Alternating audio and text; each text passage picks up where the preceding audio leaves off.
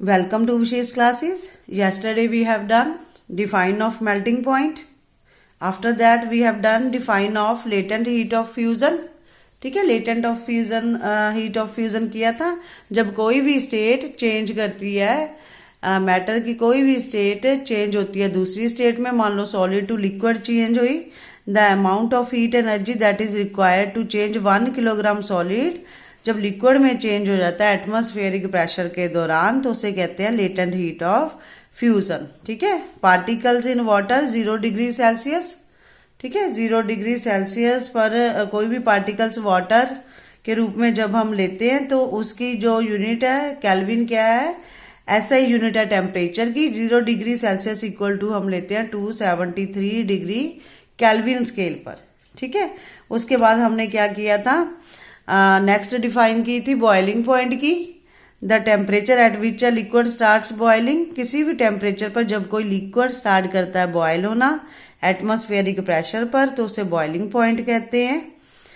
ठीक है, उसके बाद हमने किया था boiling is a bulk phenomena, particle from bulk of the liquid gain enough energy to change into vapour state. Liquid जब प्रॉपर एनर्जी लेता है जब वेपर स्टेट में चेंज होता है तो उसके लिए उसे for water this temperature vapour state में टेम्परेचर कितना होता है 373 केल्विन। ठीक है, 273 तो नॉर्मल टेम्परेचर है, 0 डिग्री सेल्सियस इक्वल टू 273 है केल्विन स्केल पर, प्लस 100 बॉइलिंग पॉइंट है वाटर का, इसलिए हमने 373 केल्विन। अगर स्टीम का अगर आप पूछो वाटर का बॉइलिंग पॉइंट तो 100 डिग्री है। ठीक है, और 0 डिग्री सेल्सियस की जगह पर केल्विन स्केल से टेम्परेचर देखेंगे तो 273 है, उसमें 100 डिग्री बॉइलिंग पॉइंट ऐड कर लेंगे तो 373 केल्विन आ गया। मतलब स्टीम का टेम्परेचर कितना होता है 373 केल्विन। इसलिए हमें स्टीम ज्यादा फील होती है। स्टीम अगर हमारे हाथ में लग जाए तो हमें सीवियर पेन होती है बजाय कि बॉइलिंग वाटर के, क्योंकि उसका टेम्परेचर ही 373 है और बॉइलिंग वाटर का टेम्परेचर 100 डिग्री सेल्सियस है। ठीक है, तो उसके बाद जब वाटर चेंज हो जाता है, इसे कहते हैं लेटेंट हीट ऑफ वेपराइजेशन। ठीक है, लेटेंट हीट ऑफ वेपराइजेशन जब कोई भी लिक्विड चेंज हो जाता है किसमें, वाटर वेपर में। Do it in the same way as we have define latent heat of fusion. Latent heat of fusion solid का चेंज हो जाना लिक्विड में, और लेटेंट हीट ऑफ वेपराइजेशन कहेंगे लिक्विड का चेंज हो जाना वेपर फॉर्म में। ठीक है, गैसेज फॉर्म वेपर फॉर्म एक ही होती है। तो particles in steam that is water vapour at 373 kelvin have more energy than water at same temperature. ठीक है, पानी से ज्यादा ही एनर्जी होगी, 373 केल्विन हो गई वो। ठीक है, उसके बाद this is because particles in steam have absorb extra energy in the form of latent heat of vaporisation. ठीक है, कल भी हमने किया था सॉलिड स्टेट। अब बेटा अगर हमने हीट कर दिया, आइस को हीट कर दिया तो वो लिक्विड बन गई, लिक्विड को हीट कर दिया तो वो गैसेस बन गई, गैस को दोबारा हमने कूल किया। मैंने बताया था अगर पैन में आप वाटर गर्म कर रहे हो उसके ऊपर प्लेट रख दी, वाटर खत्म हो गया, आपने देखा, आपने गैस बंद कर दिया तो आफ्टर सम टाइम जब ठंडा हो जाएगा पैन तो उसके ऊपर जो प्लेट होंगी उसमें वाटर ड्रॉपलेट्स होते हैं। ठंडा होने के कारण गैस स्टेट वाटर वेपर में चेंज हो गया, पानी उड़ के चला गया वाटर वेपर में। आपने देखा पानी तो है ही नहीं, बंद कर दिया कि थोड़ी देर बाद यूज कर लेंगे दोबारा। फिर आप आके देखते हो पैन के ऊपर जो प्लेट होती है उसमें वाटर ड्रॉपलेट्स होते हैं, इसका मतलब वो लिक्विड है। लिक्विड को जब आपने ठंडा किया, ठीक है, दोबारा फ्रिज में फिर पानी को रख दिया, वो सॉलिड बन गई, आइस बन गई। ठीक है, इज इट क्लियर। तो उसके बाद हमने नोट भी पढ़ा था कि kelvin is the SI unit of temperature. 0 degree Celsius is equal to 273 kelvin. For convenience, we take 0 degree Celsius equal to 273 kelvin, rounding off the decimal. वैसे तो 273.16 केल्विन है, लेकिन उसे हम क्या लेते हैं राउंड फॉर्म में ले लेते हैं, rounding off the decimal to change temperature को जब आपने केल्विन में चेंज करना है। ठीक है, आपको न्यूमेरिकल्स आएंगे to change a temperature on a Kelvin scale to the Celsius scale. जब केल्विन स्केल से सेल्सियस स्केल में हम टेम्परेचर को चेंज करेंगे तो फिर हम उसमें से 273 को सब्ट्रैक्ट कर लेंगे। ठीक है, अगर हमने कन्वर्ट करना होगा टेम्परेचर को सेल्सियस स्केल में तो हम केल्विन स्केल में ऐड कर लेंगे 273 को गिवन टेम्परेचर पर, ठीक है। तो it is a page number 7। After that page number 8। आज हम करेंगे पेज नंबर 8। पेज नंबर 8 में है बेटा एक्टिविटी है 1.13, ठीक है। इसमें टेक सम कैम्फर और अमोनियम क्लोराइड की एक टेक सम कैम्फर और अमोनियम क्लोराइड। कैम्फर होता है बेटा कपूर, जो घर में हम जलाते भी हैं। कपूर से जर्म्स बहुत किल हो जाते हैं, इसलिए जलाते हैं। साइंटिफिक भी है, वैसे लोग पूजा करने के दौरान यूज करते हैं कैम्फर को, ठीक है। और उसके बाद कैम्फर को क्या कहते हैं, अमोनियम क्लोराइड भी कहते हैं। कपूर मैंने बोला, कपूर की टिक्कियां आती हैं, ठीक है। ये जब हम जलाते हैं तो जो हमारे एनवायरनमेंट में जर्म्स होते हैं वो किल हो जाते हैं। टेक सम कैम्फर्स और अमोनियम क्लोराइड हमने लिया, crush it and put it in a China dish. उसे चाइना डिश में डाला हमने। चाइना डिश ली, आपकी लैब में होती है, मान लो घर में ले रहे हो आप, ठीक है। किसी स्मॉल पॉट में ले रहे हो या कटोरी में ले रहे हो, स्मॉल डिश में ले रहे हो, ठीक है। तो हमने कपूर लिया और उसका साइंटिफिक नेम है, केमिकल फॉर्मूला है उसका अमोनियम क्लोराइड, ठीक है। उसके बाद है NH4Cl। उसे क्रश किया हमने, छोटे छोटे पीसेस में डिवाइड किया और उसे एक चाइना डिश में डाला। तो फिर उसके ऊपर देखो डायग्राम बना हुआ है, चाइना डिश में डाला तो उसके ऊपर फिर हमने क्या किया, पुट एन इन्वर्टेड उल्टा funnel over the china dish. उल्टी फनल रख दी उसके ऊपर, ठीक है। तो put a cotton plug on the stem of the funnel as shown in figure. इसके ऊपर कॉटन रख दी कि ये गैस बाहर ना जाए जब हम इसको हीट कर रहे हैं, ठीक है। ये चाइना डिश है, इसमें हमने क्या लिया है, कैम्फर। कैम्फर किसे कहते हैं, कपूर को, ठीक है। क्रश कर लिया उसको, क्रश मतलब छोटे छोटे पीसेस में डिवाइड कर लिया उसको। तो उसको चाइना डिश में हमने लिया पेसल और मोटर की हेल्प से। लैब में होती है पेसल और मोटर, उसकी हेल्प से हमने कैम्फर को स्मॉल फाइन पार्टिकल्स में उसे फाइन पार्टिकल्स में चेंज कर दिया। तो उसके बाद हमने क्या किया कि उसके ऊपर उल्टी फनल रख दी। फनल के यहाँ पर स्पेस होता है, वहां पर हमने कॉटन से ढक दिया और नीचे हमने बर्नर ऑन कर दिया, ठीक है। अमोनियम क्लोराइड बोलते हैं, ठीक है। उसके बाद फिर हम क्या देखते हैं, जब हमने हीट किया है कि जो सॉलिड है वो चेंज हो जाता है धीरे धीरे गैसेस फॉर्म में, सीधा कोई लिक्विड नहीं बनता। जब भी हम कैम्फर को जलाएंगे, घर में जो जलाते हैं उन्हें पता है, उसका कोई लिक्विड नहीं बनता, सीधा ही वो जल जाता और पता भी नहीं चलता, और कोई रेजिड्यू भी नहीं बचता, कुछ नहीं अवशेष बचता उसमें, ठीक है। कोई नहीं, मतलब राख वगैरह कुछ नहीं बचती जब हम कैम्फर को जलाते हैं। तो इसे क्या कहेंगे हम, ठीक है। लिखा हुआ है बर्नर है, चाइना डिश है, अमोनियम क्लोराइड सॉलिडिफाई हो जाता है, ठीक है। उसके बाद कॉटन है, इन्वर्टेड फनल है, उल्टी की हुई है, ये कांच की फनल होती है। तो इस मतलब कि एक्सपेरिमेंट का नाम क्या है, सब्लिमेशन ऑफ अमोनियम क्लोराइड। तो सब्लिमेशन किसे कहते हैं, क्या चेंज ऑफ स्टेट, एक ऐसी change of state directly from solid to gas. किसी भी स्टेट का चेंज हो जाना, स्टेट तो 3 ही है, सॉलिड, लिक्विड, गैस। कैम्फर कपूर की टिक्की सॉलिड फॉर्म में है, उसको जब हमने हीट किया वो डायरेक्ट चेंज हो गई solid to gas without changing into liquid. उसका कोई लिक्विड नहीं बना। कोई भी स्टेट जो सॉलिड से गैस में चेंज हो जाती है बिना लिक्विड स्टेट के, उसे कहते हैं सब्लिमेशन, ठीक है। तो ये भी आपने डिफाइन अपने नोट्स में लिखनी है प्रॉपर, ठीक है। उसके बाद है effect of change of pressure. हम नेक्स्ट पढ़ेंगे effect of change of pressure. तो we have already learn that difference in various states of matter is due to difference in distance between the constituent of particle. हमने पढ़ा है कि जितने भी states हैं उनमें जो पार्टिकल्स में, उसके पार्टिकल्स में जो डिफरेंस है या जो स्टेट्स में डिफरेंस है, तो उसके सॉलिड के अलग पार्टिकल्स हैं, लिक्विड के अलग पार्टिकल्स हैं, गैसेस के अलग पार्टिकल हैं। इन पार्टिकल के डिस्टेंस, जो दूरी है, उनकी वजह से हमें पता चल जाता है।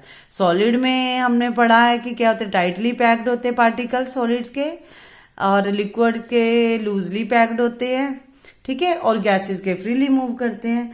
उसके बाद what will happen when we start putting pressure and compress a gas and close in cylinder. मान लो तब क्या होगा कि जब किसी भी गैस सिलेंडर के अंदर हम गैस को पुट करेंगे, डालेंगे पूरे प्रेशर के साथ, तो क्या होगा, ठीक है, will the particle come closer, क्या पार्टिकल एक दूसरे के पास आ जाएंगे, ठीक है, will the particle come closer, एक दूसरे के पास आ जाएंगे। Do you think that increasing और decreasing the pressure can change the state of matter? क्या आप सोचते हो कि अगर हमने इंक्रीज कर दिया प्रेशर या डिक्रीज कर दिया तो प्रेशर के कारण जो स्टेट ऑफ मैटर है वो चेंज हो जाएगी? यस, हो जाएगी चेंज, ठीक है। देखो यहाँ पर पिस्टन लगा हुआ है, सिलेंडर में पार्टिकल्स है, फ्रीली मूव कर रहे हैं। फॉर एग्जांपल गैस के ही हैं उन्होंने लिए हुए, गैस के पार्टिकल्स आपको पता है फ्रीली मूव करते हैं। जब हमने पिस्टन के साथ उसके ऊपर प्रेशर डाला, ठीक है, वो इकट्ठे हो जाएंगे, ठीक है। फॉर एग्जाम्पल स्पंज भी लेते हो, मान लो आप पिल्लो लेते हो, पिल्लो फ्लफी होता है, जब आप दोनों हाथों से दबाते हो तो वो सिक्वीज हो जाता है, ठीक है, सिकुड़ जाता है, जिसके कारण उसके जो पार्टिकल्स है वो वापस एक दूसरे के पास हो जाते हैं, क्लोज हो जाते हैं। उसके बाद पिस्टन की हेल्प से बिल्कुल हमने प्रेस कर दिया तो बिल्कुल ही इकट्ठे हो गए सिलेंडर में, ठीक है। तो इससे हमें क्या पता चला कि by applying pressure particles of matter can be brought closer together. Pressure के दौरान जो मैटर के पार्टिकल्स हैं एक दूसरे के पास या एक दूसरे के साथ जुड़ जाते हैं, ठीक है। Applying pressure and reducing temperature, temperature कम करने पर और प्रेशर अप्लाई करने पर वी लिक्विफाई या कैन लिक्विफाई गैसेस। गैसेस को लिक्विफाई कैसे किया जाता है? By applying pressure and reducing temperature, ठीक है। Have you heard of solid carbon dioxide? क्या आपने सुना है solid carbon dioxide? Yes, solid carbon dioxide कौन सी चीज होती है आपकी? ड्राई आइस, ठीक है। It is stored under high pressure, high pressure के दौरान इसे स्टोर किया जाता है। Solid carbon dioxide gets converted directly to gaseous state जब उसका on decrease of pressure to 1 atmosphere without coming into liquid state, ठीक है। जो सॉलिड कार्बन डाइऑक्साइड गैस है उसको डायरेक्ट हम गैस में चेंज कर देते हैं जब उसका जो एटमॉस्फेरिक प्रेशर है कम कर देते हैं, ठीक है, without coming into liquid state. Solid से सीधा ही गैस में चेंज कर देते हैं हम, ठीक है। तो this is the reason that solid carbon dioxide is also known as dry ice. Solid carbon dioxide 1 mark का क्वेश्चन आ सकता है। Solid carbon dioxide is also known as dry ice. What is dry ice या which gas is known as dry ice? तो आप लिखोगे solid carbon dioxide direct solid से change हो जाती है गैस में। पहले हमने क्या पढ़ा? सब्लिमेशन क्या पढ़ा? डायरेक्ट सॉलिड का चेंज हो जाना लिक्विड में विदाउट बिकमिंग गैस, ठीक है। डायरेक्ट चेंज हो जाना सॉलिड का, डायरेक्ट चेंज हो जाना सॉलिड का गैस में विदाउट बिकमिंग लिक्विड, ठीक है, उसे कहते हैं सब्लिमेशन। और डायरेक्ट चेंज हो जाना सॉलिड का गैसेस फॉर्म में उसे कहते हैं ड्राई आइस, ठीक है, सॉलिड कार्बन डाइऑक्साइड, ठीक है। सॉलिड का चेंज हो जाना डायरेक्ट गैस में वो है सब्लिमेशन, ठीक है। और उसके बाद सॉलिड ही कार्बन डाइऑक्साइड है डायरेक्टली कन्वर्ट हो जाती है गैस में और उसकी एग्जांपल है ड्राई आइस।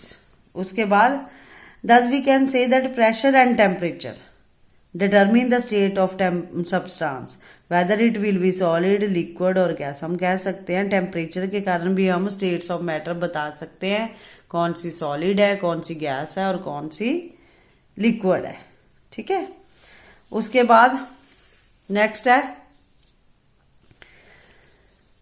लिक्विड को जब हमने बेटा सॉलिडिफाई किया, लिक्विड को फ्रिज में रखा तो वो सॉलिडिफिकेशन की तो वो क्या हो गया?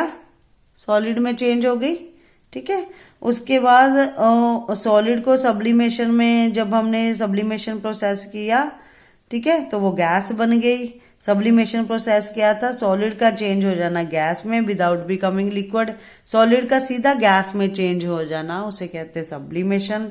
उसके बाद गैस का सीधा चेंज हो जाना लिक्विड में उसे क्या कहते हैं, कंडेंसेशन। ठीक है, उसके बाद दोबारा देखेंगे गैस का सीधा चेंज हो जाना लिक्विड में, कंडेंसेशन। ठीक है, उसके बाद दोबारा लिक्विड का दोबारा सॉलिड का चेंज हो जाना लिक्विड में। सॉलिड लिक्विड में कब चेंज होता है, लेटेंट हीट ऑफ फ्यूजन पढ़ा था ना, किसी भी स्टेट सॉलिड स्टेट का चेंज हो जाना लिक्विड में उसे कहते हैं लेटेंट हीट ऑफ फ्यूजन। ठीक है, उसके बाद किसी भी लिक्विड का गैस में कब चेंज हो जाना होता है, वेपराइजेशन, जब लिक्विड को हम हीट करते हैं तो गैस बन जाती है। ठीक है, सॉलिड को हमने लेटेंट हीट हो जब हीट किया तो वो लिक्विड बन गया, लिक्विड को जब हीट किया तो वो गैस बन गई, उसे वेपराइजेशन मेथड कहते हैं। गैस को जब ठंडा किया तो वो लिक्विड बन गया, लिक्विड को जब सॉलिडिफाई किया तो वो सॉलिड बन गया। ठीक है, सॉलिड सब्लिमेशन प्रोसेस के दौरान गैस बन गई, सॉलिड का चेंज हो जाना गैस में उसे कहते हैं सब्लिमेशन। और एटमॉस्फेरिक प्रेशर ये हम देखेंगे।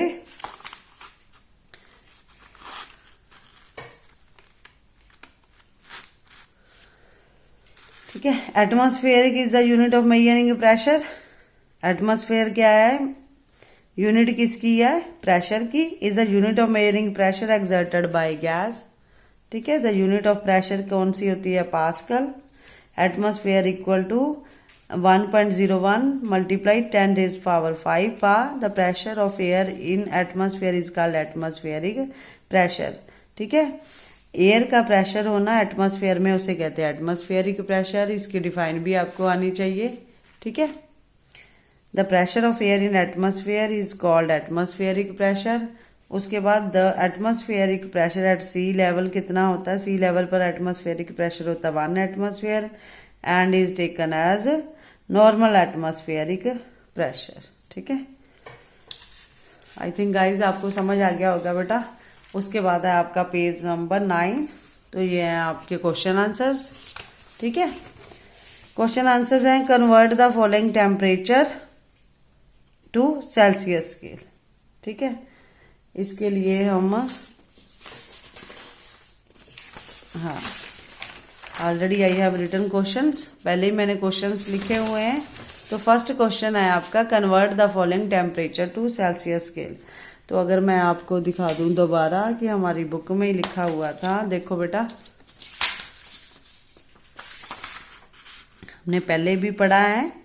ठीक है, कि केल्विन स्केल को जब हमें सेल्सियस स्केल में चेंज करना है, केल्विन में टेम्परेचर दिया है तो उसको सेल्सियस में निकालना है, तो उसमें से केल्विन स्केल का टेम्परेचर जो 273 है इसे हम माइनस करते हैं। अगर सेल्सियस को हमने केल्विन में चेंज करना है तो उसमें प्लस 273 करते हैं। ऐसे ये न्यूमेरिकल ऑलरेडी दिया हुआ है बेटा आपकी बुक में। ठीक है, उसके बाद 1 बाय 1 मैं सॉल्व कर दूंगी ये क्वेश्चन आंसर्स। तो सबसे पहले है, सबसे फर्स्ट क्वेश्चन है आपका जो है, convert the following temperature into Celsius scale. Celsius scale में आपने टेम्परेचर को नोट करना है। ठीक है, चेंज करना है। तो टेम्परेचर को किस में चेंज करना है, सेल्सियस स्केल में। तो हमारे पास फॉर्मूला है, 2 फॉर्मूले हैं आपके पास। पहले इस साइड पर लिख रही हूं मैं ब्लैक पेन से ही। ठीक है, तो हमारे पास 2 टेम्परेचर होते हैं। अगर टेम्परेचर इन केल्विन दिया है, केल्विन में चेंज करना है, तो हम क्या करेंगे, टेम्परेचर इन, टीन नहीं लिखा हुआ, टेम्परेचर इन लिखा हुआ है, temperature in Celsius plus 273 degree करेंगे। ठीक है, अगर सेल्सियस में दिया हुआ है और केल्विन हमने फाइंड करना है। ठीक है, अगर केल्विन फाइंड करना है, हमने टेम्परेचर इन केल्विन फाइंड करना है, तो इक्वल टू करेंगे टेम्परेचर इन सेल्सियस प्लस 273। ठीक है, अगर फर्स्ट है ये आपका फॉर्मूला। उसके बाद अगर टेम्परेचर इन सेल्सियस फाइंड करना है हमने, तो हम करेंगे टेम्परेचर इन केल्विन। ठीक है, माइनस 273। ठीक है, तो अब हमने टेम्परेचर दिया हुआ है केल्विन में, तो हम ये वैल्यू पुट करेंगे और अपना न्यूमेरिकल निकाल लेंगे। अब इस न्यूमेरिकल में हमें ये सेकंड फॉर्मूला हमारे काम आएगा, क्योंकि हमने कन्वर्ट किस में करना है, temperature to convert in Celsius scale में हमने कन्वर्ट करना है। सेल्सियस स्केल में जब कन्वर्ट करना है तो टेम्परेचर इन केल्विन माइनस 273। ठीक है, तो हमारे पास टेम्परेचर कितना दिया हुआ है, 300 केल्विन दिया हुआ है। ठीक है, तो हम क्या करेंगे, ये फॉर्मूला लगाएंगे, टेम्परेचर इन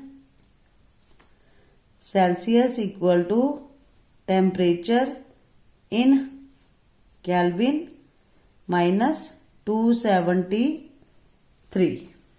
ठीक है, तो टेम्परेचर इन केल्विन कितना है, 300, उसमें से हमने 273 माइनस करना है। 300 में से अगर हम 273 माइनस करेंगे तो हमारे पास 27 डिग्री सेल्सियस, जिसमें हम फाइंड करते हैं वही यूनिट आती होती है ना, आपको मैथ्स में पता है ना।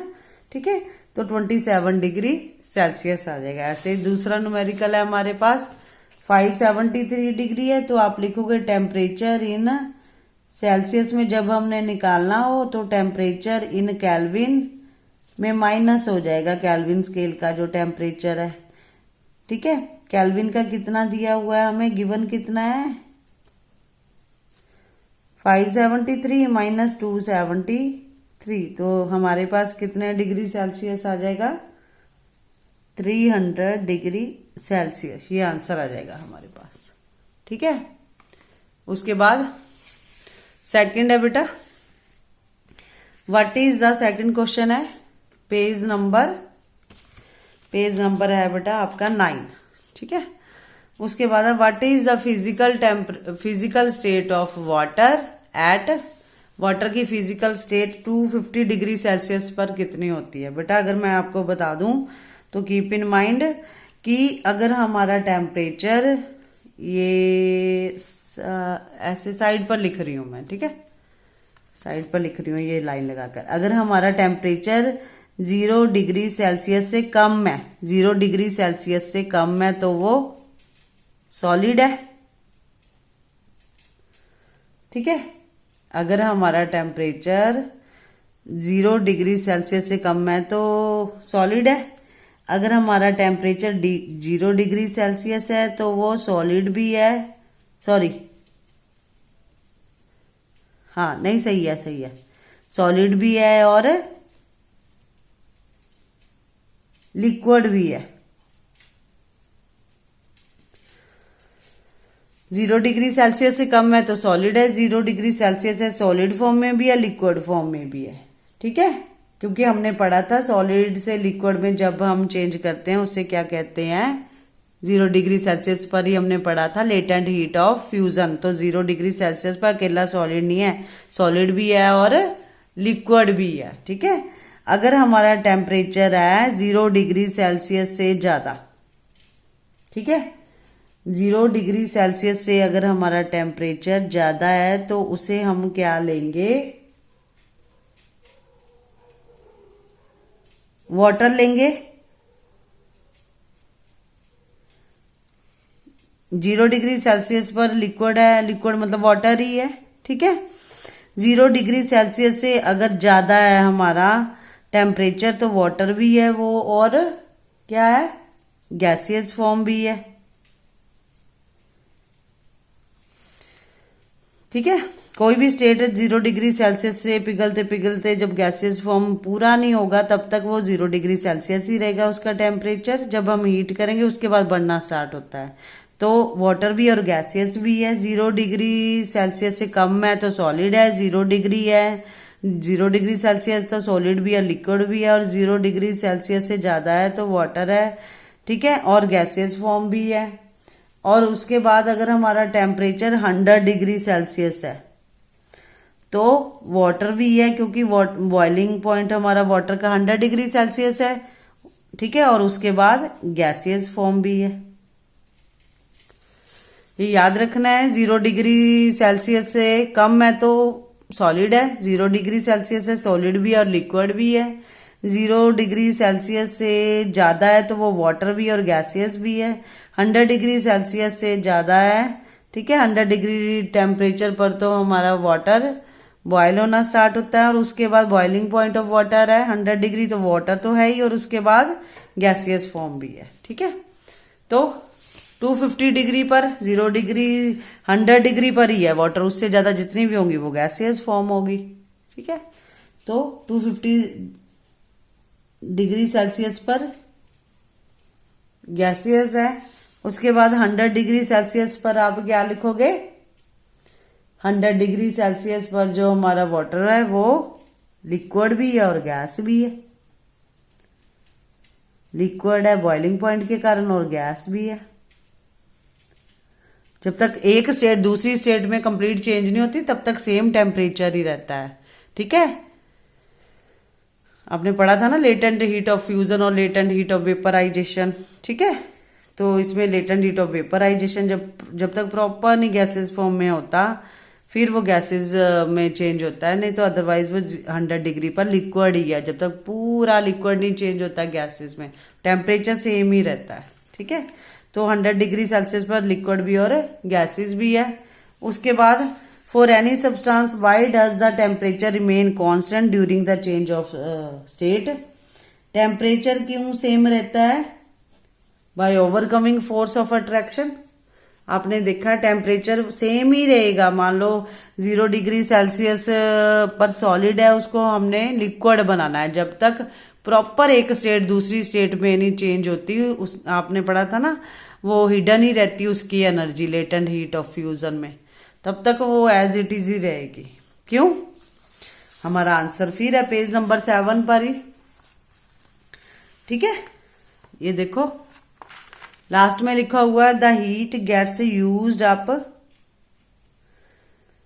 The heat gets used up in changing state by overcoming force of attraction between the particles as this heat energy is absorbed by ice without showing any rise in temperature, ठीक है।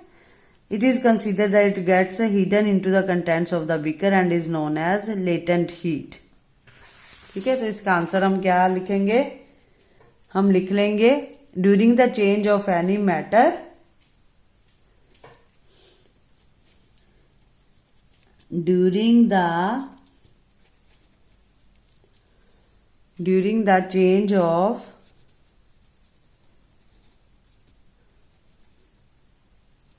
the change of any matter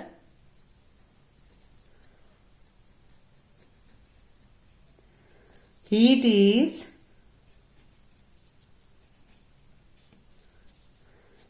supplied to substance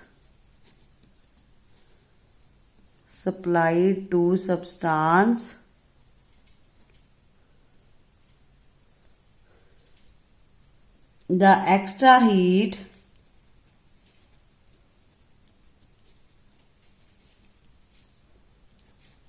is acquired by molecules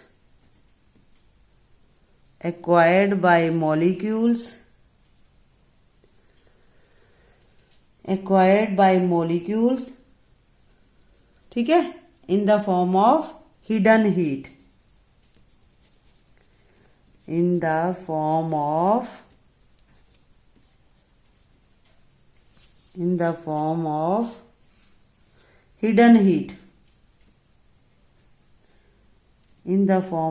hidden heat, ठीक है, is known as in the form of hidden heat. बस आपने इतना ही लिखना है, ठीक है।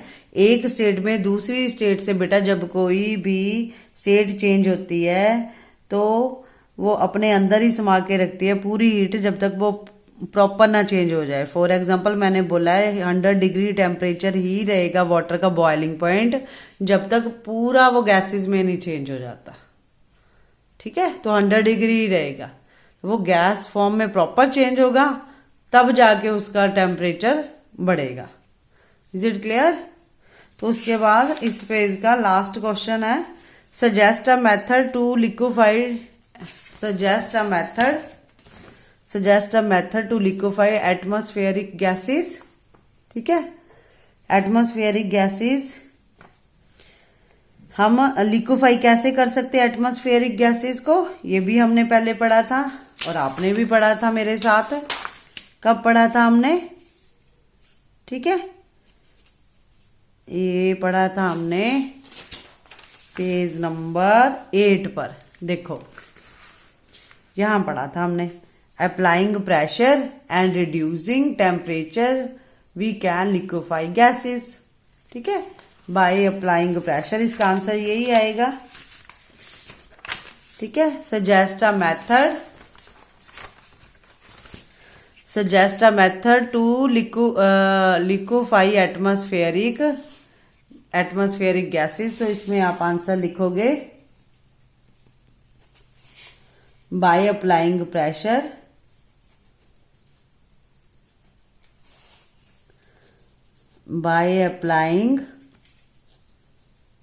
Pressure and reducing temperature,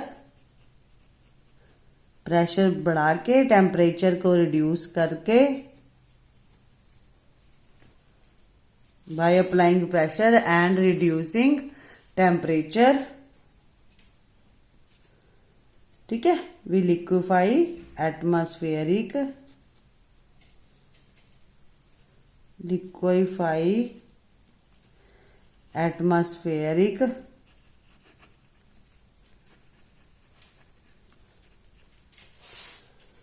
gases. ठीक है, by applying pressure and reducing temperature we liquefy atmospheric gases. ठीक है, तो ये क्वेश्चंस मैंने आपके कर दिए हैं बेटा, जो लिक्विफाई LIQUEFY।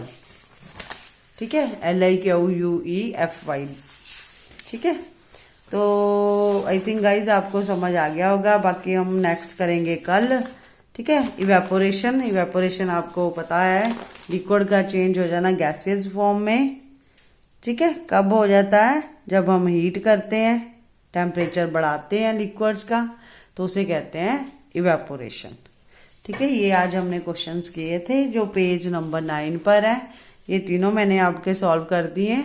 ठीक है, please guys watch carefully, make notes. बच्चों ने पूछा मैम नोट्स कैसे बनाएं? सबसे पहले मैटर की डिफाइन, उसके कैरेक्टरिस्टिक 4-5 जो पहले क्वेश्चन बोले थे मैंने। ठीक है, 3 और 4 पेज पर है। उसके बाद नेक्स्ट है, नेक्स्ट भी मैंने बोले थे, आपको समझाए थे। अगर फिर भी कोई क्वेश्चन नहीं आता तो आप पूछ सकते हो दोबारा। ठीक है, तो प्लीज बेटा प्रॉपर ट्राई करो। और ये क्वेश्चन जो पेज नंबर 9 पर है ये आप लिख लेना, जो पहले मैंने आपको समझा दिए थे। सॉलिड लिक्विड गैस की एग्जांपल रिजिडिटी, और उसके बाद आपके थी कंप्रेसिबिलिटी, और शेप थी, लिक्विफाइड नहीं, और filling a gas container, I think ऐसे क्वेश्चन थे। तो ये मैंने आपको पहले समझा दिए हैं, वो लिख लेना प्रॉपर। ये भी अपने नोट्स बना लेना, और मैम के चैनल को प्लीज सब्सक्राइब करो, प्रॉपर रोज देखो। अगर नहीं कोई क्वेश्चन आपको आता, don't confuse, right in comment box. ठीक है, I will answer you as soon as possible. जब मैं देखूंगी तो आंसर दूंगी। ठीक है, तो आपने वर्क करना है प्रॉपर, और मैम के चैनल को सब्सक्राइब करना, और कमेंट प्लीज किया करो आपको कैसी लगी वीडियो। जो करते हैं उनके लिए thank you. Stay safe at home, do proper work, make your notes. Thank you, have a nice day.